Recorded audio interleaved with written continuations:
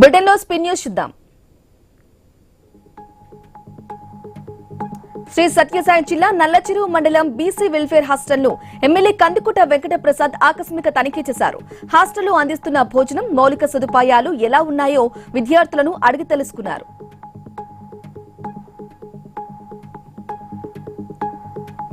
నిడదవోలు పురపాలక సంఘం ఏర్పాటై 60 ఏళ్లు పూర్తి చేసుకున్న సందర్భంగా వజ్రోత్సవ వేడుకలు ఘనంగా నిర్వహించారు. ఈ సందర్భంగా తపాలా శాఖ ద్వారా విడుదల చేసిన పోస్టల్ స్టాంప్ను ఆవిష్కరించడం సంతోషంగా ఉందన్నారు మంత్రి కందుల దుర్గేష్.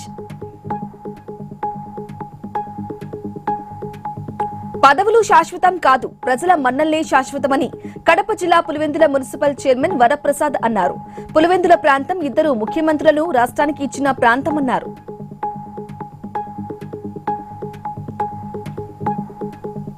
కష్టపడి చదివిన విషయాలను ప్రశాంతంగా ఆసక్తితో రాస్తే మంచి ఫలితాలు వస్తాయని నాగర్ కర్నూలు జిల్లా కలెక్టర్ బాధవత్త సంతోష్ అన్నారు. గౌరెడ్డిపల్లిలోని జిల్లా పరిషత్ ఉన్నత పాఠశాలను తనిఖీ చేసి విద్యార్థులతో కలిసి సహపంక్తి భోజనం చేశారు.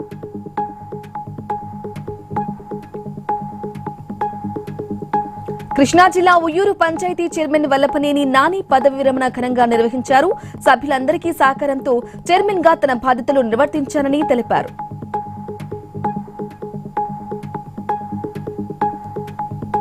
ప్రభుత్వ కార్యాలయాల్లో పనిచేసే అధికారులు నిర్లక్ష్యంతో పనివేళల తర్వాత కార్యాలయానికి తాళం వేయటం మర్చిపోయిన ఘటన కుత్బుల్లాపూర్ జోనల్ పరిధిలోని చింతల్ సర్కిల్ కార్యాలయంలో చోటు చేసుకుంది. అర్ధరాత్రి సామాగ్రిని ఎవరైనా దోచుకు వెళ్తే బాధ్యులు ఎవరని ప్రశ్నిస్తున్నారు స్థానికులు.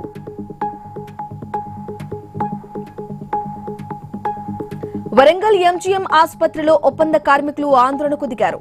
10 నెలలు పెండింగ్ వేతనాలను చెల్లించాలని 300 ఓసీడీఎస్ జీవోను రద్దు చేయడానికి నిరసిస్తూ సూపరింటెండెంట్ ఛాంబర్ వద్ద ధర్నాకు దిగారు.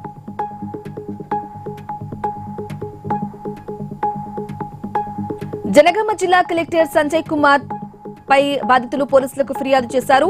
గత కలెక్టర్ రిజ్వాన్ భాషా షేక్ మంజూరు చేసిన ఇందిరా మహిళా శక్తి పథకం ద్వారా ఏర్పాటు చేసుకున్న టీ స్టాల్ ను తొలగించారని పాలమాకుల మంజుల తెలిపారు.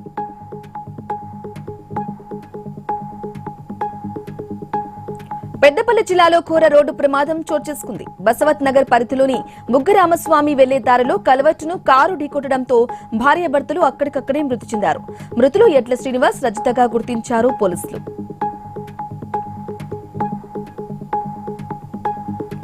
ఇరాన్పై అమెరికా, ఇజ్రాయెల్ దాడులను ఖండిస్తూ వామపక్ష పార్టీల ఆధ్వర్యంలో హైదరాబాద్ నారాయణగూడ నుంచి వైఎంసీఏ చౌరస్తా వరకు నిరసన ప్రదర్శన నిర్వహించారు. ఈ కార్యక్రమంలో పలువురు సిపిఐ నాయకులు పాల్గొన్నారు.